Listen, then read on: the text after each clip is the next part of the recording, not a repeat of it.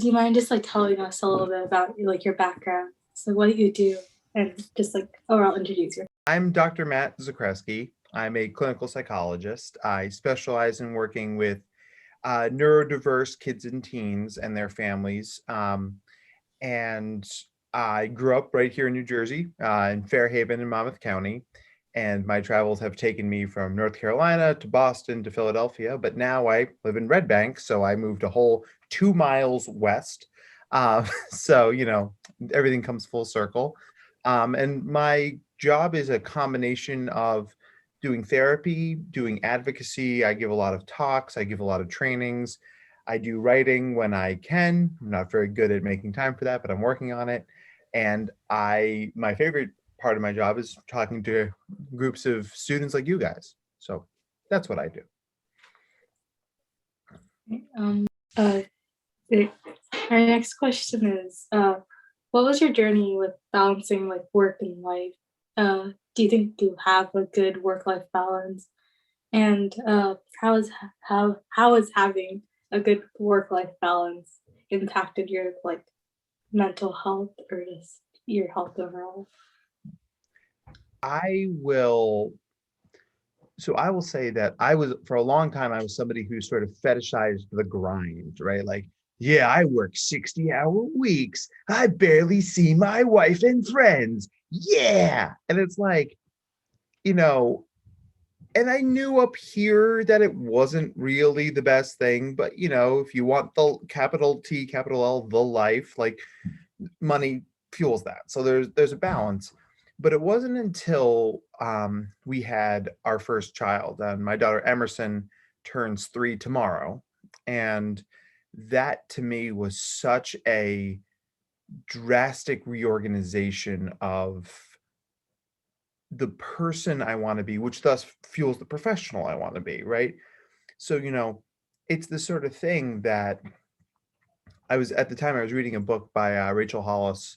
And one of the things she says in the book is if the answer to something, when someone asks you to do something, if your answer isn't yes, like big exclamation point, all caps, then don't do it. And there is no shortage of demand on my time, right? People want consultations. They want me to write stuff. They want me to see their kid. They want me to see the other kid. And I realized that since the demands on my time are never going to go away, I have to be the one who holds those boundaries. I have to be the one who says, my wife and my children, right now I'm lucky enough to have two, are more important than some of the things that people are asking me to do. So this thing, right?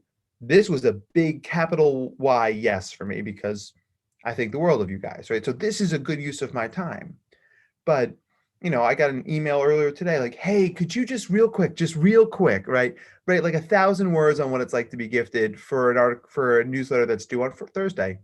And no, I'm not gonna do that, right? And learning to say no is one of the hardest lessons that we have to learn as people because it's not easy. Um, I know for a fact that my mental health has gotten better as I've gotten better at saying no and holding those boundaries because, it sure is easier, not better, but easier to just say yes to everything because then no one's disappointed ever, right? Except, as you guys know, they're going to be disappointed either way. So you might as well take care of yourselves and they'll deal. Yeah, I think that's a really important thing that a lot of like people and younger, especially younger kids, where like it's constantly like so much is asked of you. And like when we start off, like say in fifth grade, like you're not getting that much homework, you're not having too much asked of you. But as you have more extracurriculars and optional things to do, you're so used to just saying yes and yes and yes that you don't understand how to prioritize things and say like, this is something that I really need to do, and this is something that if I drop the ball, it's not going to be a super big deal. Right. So yeah, that's really important to understand.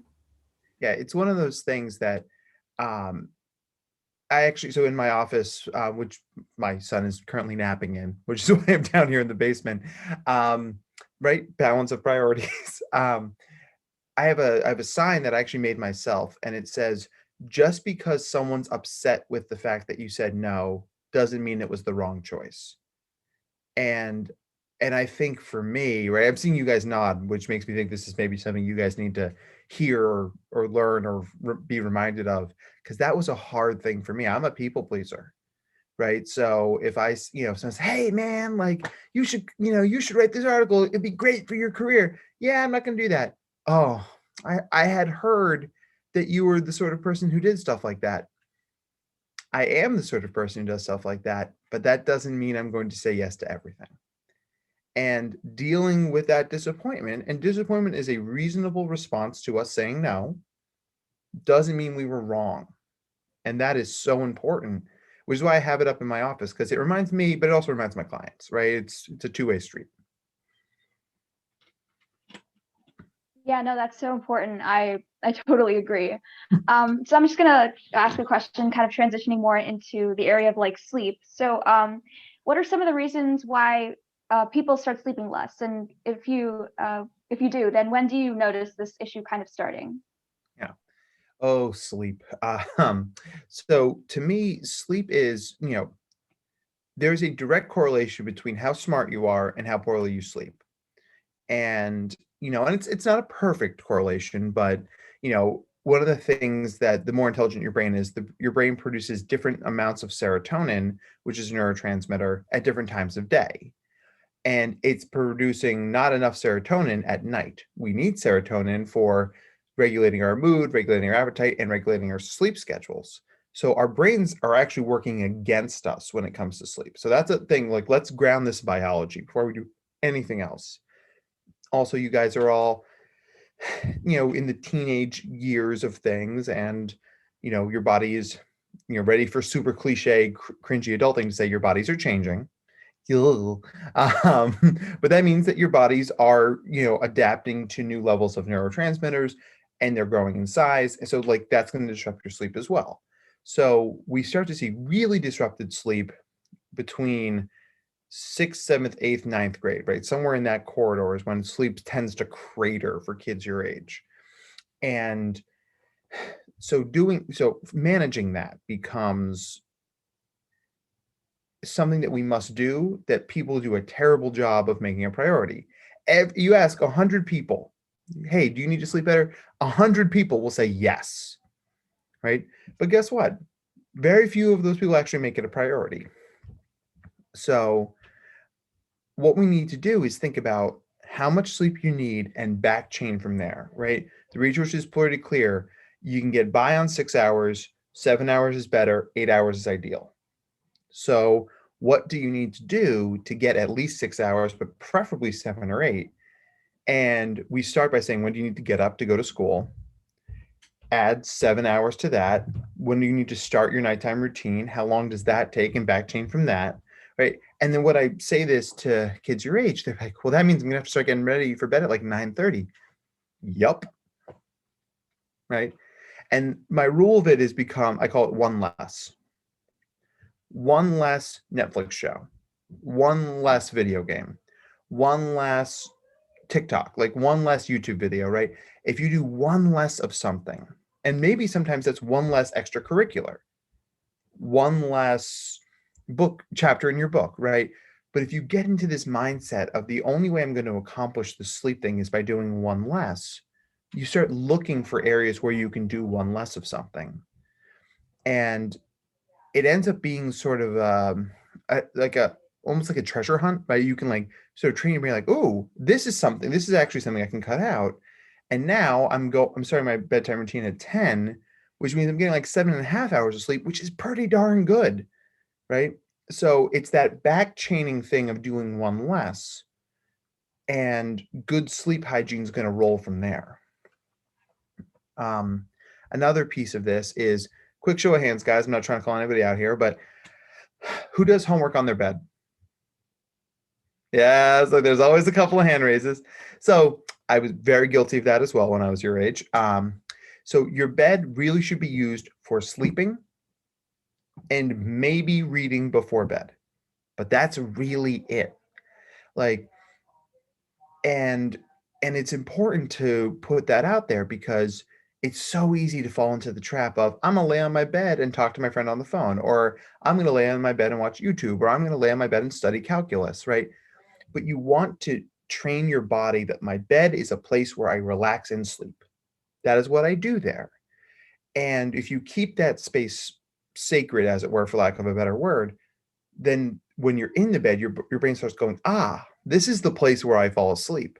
Not, am I falling asleep or am I studying calculus? Are they the same thing? Um, so really want to keep your bed as its own sort of thing, really just for your sleep routine. And then one last thing, and this is the thing that works for me. I don't sleep well. Um, so you find yourself in that situation, right? You're laying there, the lights are off, and you're staring at the ceiling. I can't sleep. I can't sleep. I can't sleep. Does that happen to you guys? Right. So you do that for 15, 20 minutes. And then what you do is you get up, you find a comfy chair, and you read. And people will say, like, well, that's counterintuitive, right? Like, why would you get out of bed if you're trying to sleep? But what ends up happening is laying there trying to sleep is a stressful activity. Stressful activities are counterindicated to sleep, right? It's like someone ever to like, hey, calm down. Has that ever worked for anybody in human history? Right? It's like, so laying there, relax. Why aren't you relaxing yet? It's like, so get up out of bed, read for like 20, 30 minutes, right?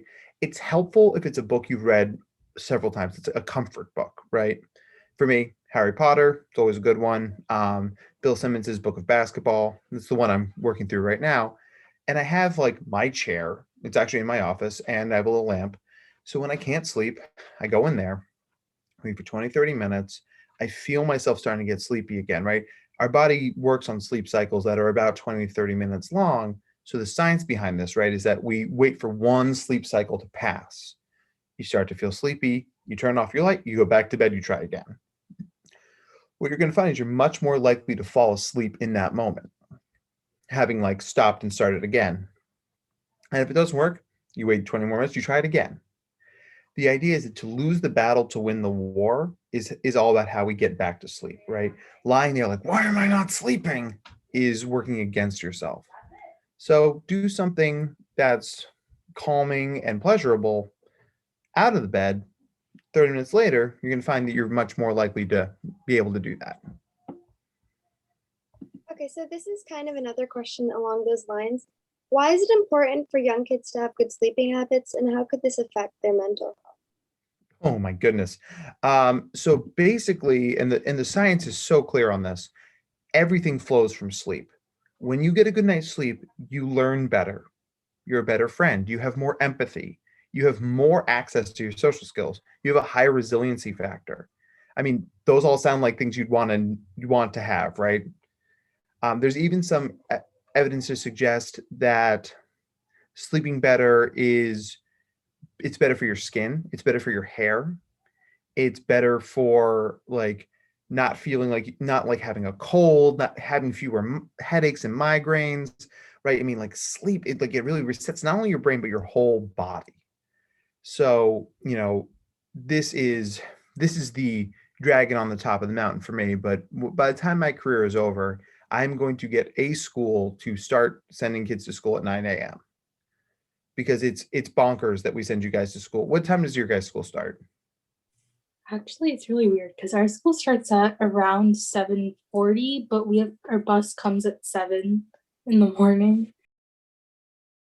I do in-person school, and so I definitely wake up like tons earlier. I wake up at maybe like 6 o'clock in the morning. But it's the sort of thing that like this is the conversation, this is the lowest hanging fruit that ultimately we need to get school districts behind. And so the Seattle Unified School District out in Washington, they did this 5 years ago.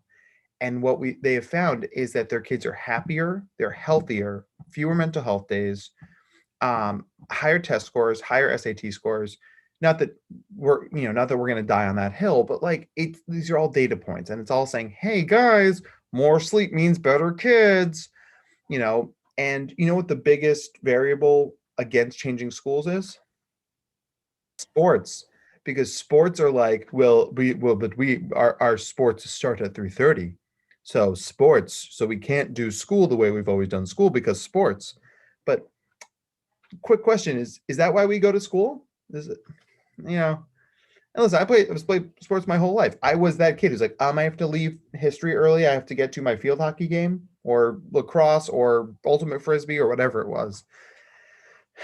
You know, and it can't be this, it can't be an immovable object, right? If we are talking about the mental and physical health of a generation, and really that's your guys' generation, all changes need to be on the table, including moving sports, right? So apologies to the person whose screen grab is a basketball. I mean no offense. So yeah, that's, it's a, obviously that answer opens up lots of other questions, but like that's the 1,000-foot view, is that we need to change this because the data couldn't be more clear that this is better for everybody.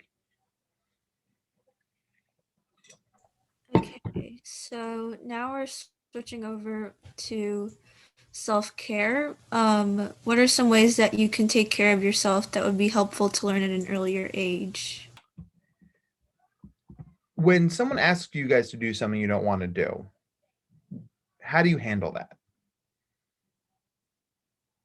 So someone says, hey, I need you to put away all the clothes in your room. Do you do it right then in that moment?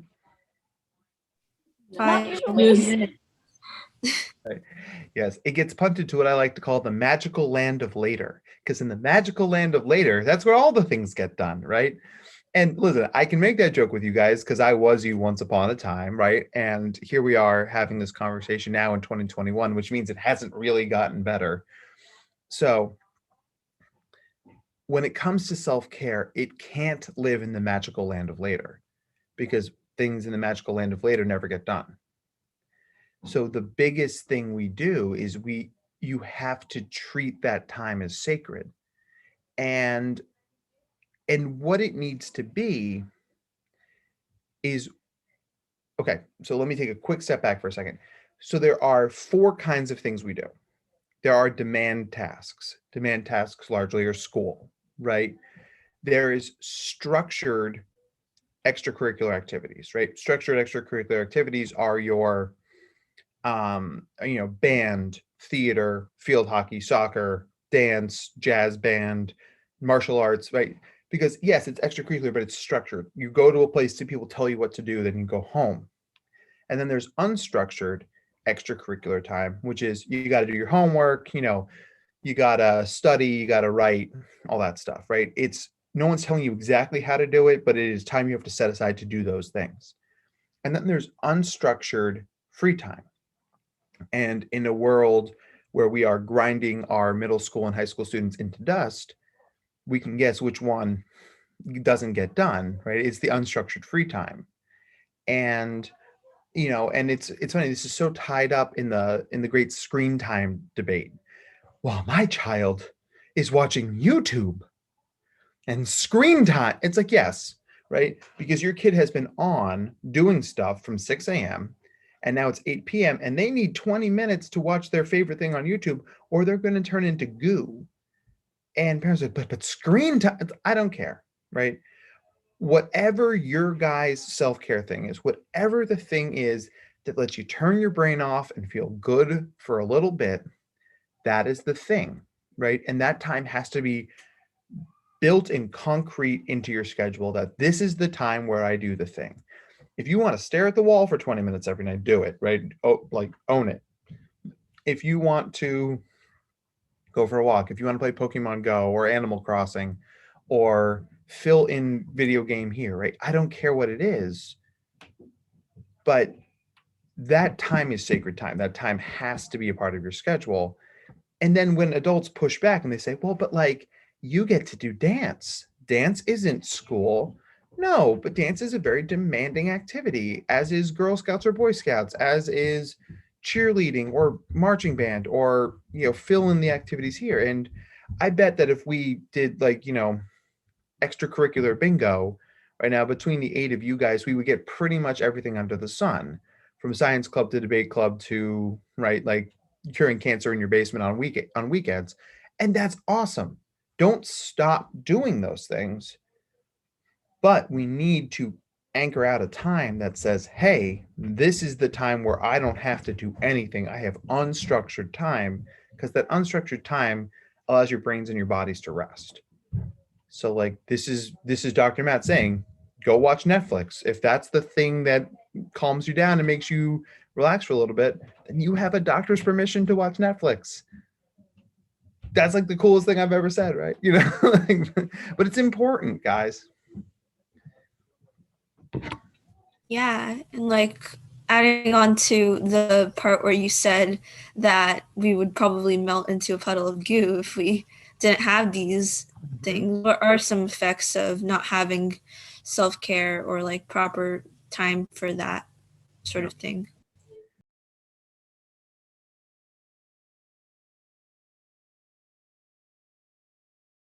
We have weight gain, because when we're super stressed, we're just eating, right? We eat bad food, caloric food on the go, and we don't give our bodies time to rest and relax. So we don't feel like we're getting full. So we keep eating. So weight gain and stress, headaches, stomach pain. I'm working with a 9-year-old right now who has an ulcer, right? Because she's so stressed out. 9-year-olds should not have ulcers, guys. Too much. It's too much stuff. And we are working to pull her out of the super elite high level private school she's in, because oh my goodness, that shouldn't be a thing. And let's see what else. More likely to fight with your parents, more likely to fight with your friends. People start dating later when they're super stressed out and overscheduled, because like who has time to make those kind of relationships? And I mean, and listen, part of my whole thing is like I'm gonna treat you guys like adults and have the hard conversations. The the hundred the scary thing here is that kids who are overscheduled, kids without rest time, are more likely to die by suicide. And that's, and I know that's touched your guys' district and your neck of the woods. And I just gave a talk on this last week, and so it's on the top of my brain. But it's the sort of thing that if we don't take time to be kids, if we don't take time to be people, right, and that includes your parents and your friends, then we're all just sort of charging headlong off the cliff. And that's not what any of us are meant to do. So, I mean, the outcomes here are not great. And, and we can't fall into the trap of, I keep surviving it, which means it's okay. Right. Or like the classic gifted kid cheat code of, I didn't start the paper until 10 hours before it was due, and I worked all night, and I downed 3 Red Bulls, and I turned it in at 8 a.m. and oh my gosh, I got a 93 on it. Gifted kid cheat code. So then your brain goes, that's what I have to do every time, because I can keep getting away with that because I have a super brain. And like, yeah, you can do that, but it's not a good idea, guys. Like, we have to come up with more pro-social and proactive strategies than that, right? Like, if you kept crossing the New Jersey Turnpike with your eyes closed, you might survive every once in a while, but the other end of that spectrum is not so good. So we have to come up with strategies that bake in and build in self-care, relaxing, unstructured downtime, rather than falling into this trap of, I keep surviving, so what I'm doing must be okay, because it's not. No, absolutely. And building off of that, what would you say are some general benefits of maintaining a good work-life balance?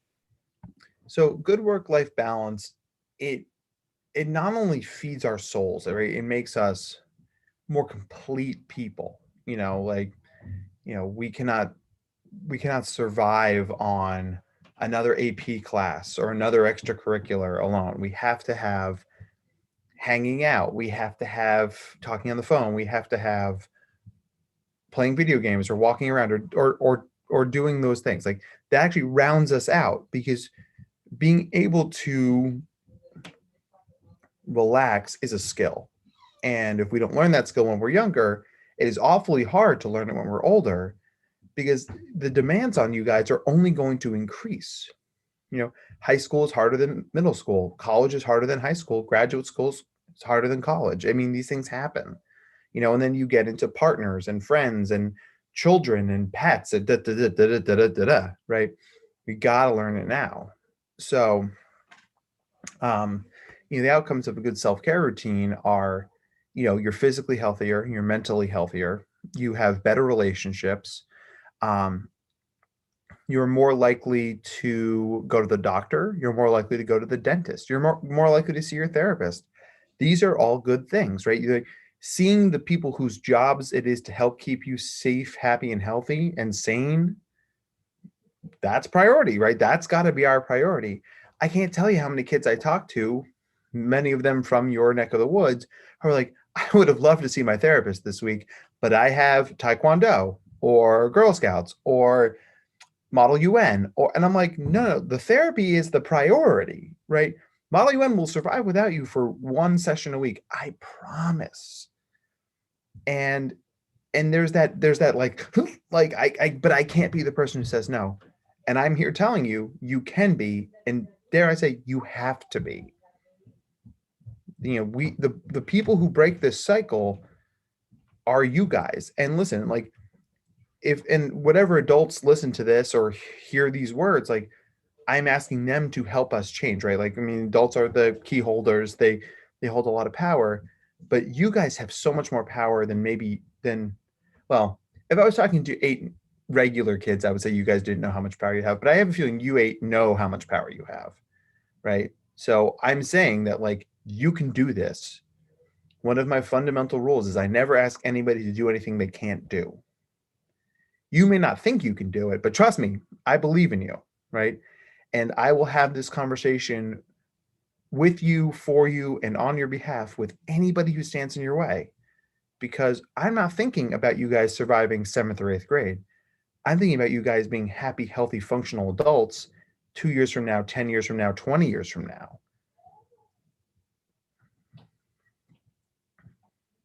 Yeah, and also we have another question. What are some habits that a lot of people would benefit from eliminating from their life? One thing that we can all benefit from is doing one thing at a time. So how many of you guys went on those brief moments you get to watch Netflix or a movie, you're also scrolling on your phone, right?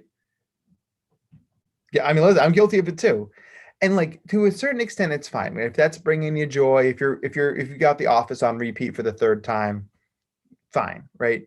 But like, let's say you're watching a movie that you really wanted to watch. Like I just watched Soul, the new Pixar movie with my daughter, and I put my phone down because I wanted to see the movie, and I knew if I was flipping through Instagram, I was going to see maybe a third of it.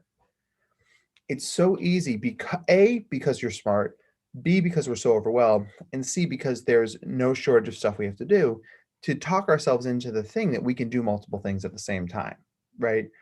Okay, I'm going to do my homework while watching TV, while also on my phone, on, you know, talking to so and so about, you know, the big sleepover this weekend. And it's like when you're focusing on 3 things at the same time, you're doing all of them at 33% capacity, which means they're going to take longer to do. And you're probably going to do a worse job, which means you're going to have to turn around and spend more time on them in the end because you didn't do as good of a job.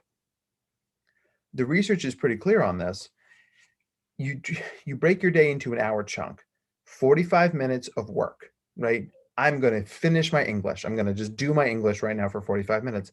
And then you bake in 15 minutes of a break. You use that 15 minutes to get a snack, to go on TikTok, to walk around the block, to read your book, whatever that thing is, right? But then when that 15 minutes is up, then we dive back in to now it's history or science or, you know, I'm finishing handing out petitions to save the rainforest, right? Whatever, whatever those things are. But it's 45 minutes on, 15 minutes off, repeat. And if you find yourself trying to do 2, 3 things at the same time, that's when then that alarm bell's got to go off in your head. Be like, hold on, hold on, hold on. Dr. Matt said that this is not a sustainable strategy because once again, like it's not going to work out for me in the end. And like, because you're smart and you're capable, you will get away with it more often than your neurotypical kid might do. But we need to build these habits now. So it's that like, I'm doing this thing now, then I'm taking a break. Then I'm doing this thing, then I'm taking a break. And one of those things you have to do is that unstructured free time of that, like, listen, I'm going to watch the next episode of Lucifer on Netflix. And like, that's what I'm going to do for this 45 minutes. And I'm putting my phone over here. I'm shutting my door and putting all my textbooks in the closet and dialing in, right? That's what we got to do. Be present in the things we do when we do them. Yeah, of course. I just want to ask, do you have any advice for incoming middle school students for a good sleep schedule and work-life balance? No one is going to do this for you. You have to do it for yourself, which means having that conversation with your parents up front. And listen, that may assume that your parents are willing to listen, and we'll get to what happens if they're not. But saying, listen, this is what's coming down the pike for me. This is going to get harder and more stressful. And the answer can't be, well, just work harder, just do more. It has to be, I have to be able to say no to some things. I have to have time that's just free time for me. And I have to be able to say no and opt out of things when I feel overwhelmed. Like those are not, it would be nice if those are, I have to. Those are non-negotiables, right? And if you're, and to those middle school students who are hearing this, I'm gonna say to you, if your parents aren't on board, then you find me and I will talk to them because that's really important. I would rather us have that hard conversation up front and set those expectations than it's halfway through your 7th grade year, you are underwater and you don't know how to get up because that's when bad things happen, right? Let's have the hard conversation now and set up a system that we can sort of try to maintain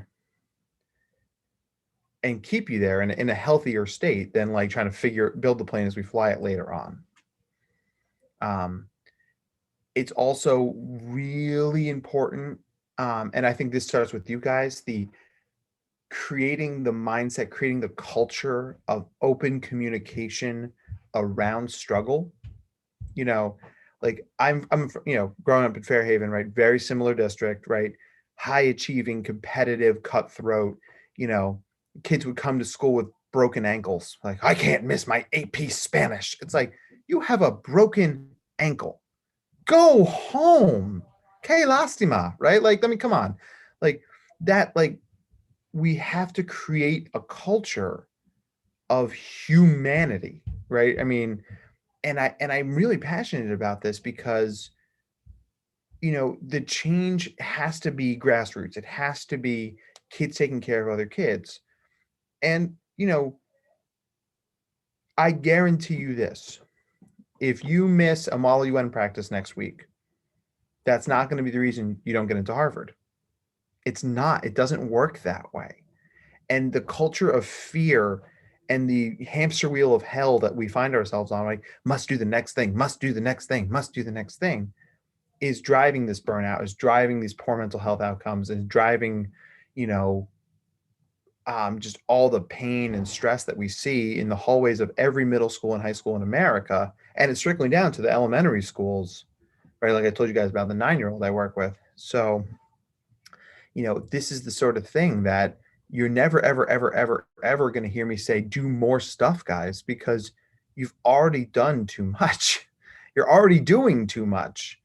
And I know it's hard to step away from that because there's that fear like, well, what if I'm the only one who steps out of the superhighway onto the local roads and I go slower and I go at a more human pace? And when everyone else is still going a zillion miles an hour and working 80-hour weeks, what if they all get into Harvard and I don't?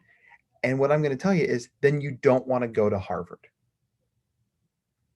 And and like it doesn't have to be Harvard, of course, like Princeton, whatever. Like, but the idea here is that you're going to be if you find a pace of work and a quality of work that works for you, that is sustainable to your mental health, to your physical health, to your emotional health, then whatever that lane is, the outcomes that are best for you are at the end of that lane, right?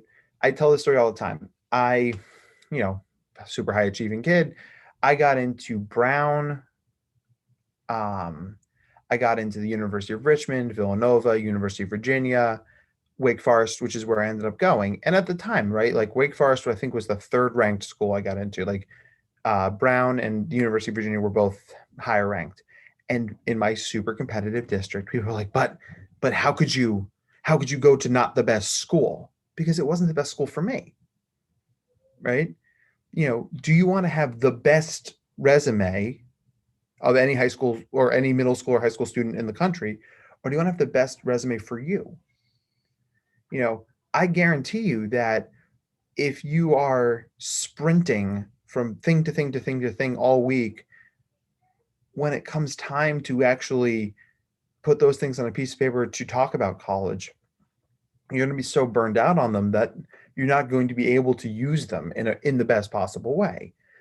But if you can find two, maybe three things that you're really passionate about and anchor around that, even if that means downshifting to a slower lane, your grades will be better, your mental health will be better, your emotional health will be better, your physical health will be better, and you're going to be the kind of well-rounded three-dimensional student that high schools and colleges actually want. And since that's not the only thing we care about, you're going to be kind of three-dimensional person that people want to be friends with, that people want to date, that people want to hire, right? I don't need to, a job that would require a robot. Guys, I'm going to hire a robot for that job, right? The kind of jobs that are coming down the pike are the three-dimensional problem-solving collaborative jobs that we only get to build when we actually have the space and pace to think deeply, think richly, communicate and collaborate. You can't do that running a million miles an hour. Those things actually have to be slower. And when we find that they're slower, you're going to find that they're better. And like let people, like I said, we can talk to the adults who are in charge and try and change that from the top. But if that change is starting with you guys and building upwards, it's going to be a tidal wave they can't ignore. And that, like, nothing is more powerful than the massive humanity that you guys represent, because adults don't know. Adults are writing educational policy based on data from 10 years ago that they're justifying with anecdotes from their own heads from when they were in kids. I remember my first internet class in 1996. That's not relevant. It's not relevant anymore at all. And partly because we're having a Zoom call right now and it's 2021, and come on, let's not be absurd. But that's what a lot of the adults who are in power are using.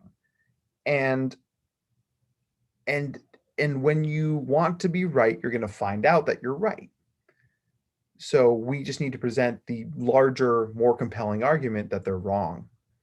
And that's not intentional. I don't think that the administration wakes up in the morning like, but that doesn't mean we don't have to change them, because we do.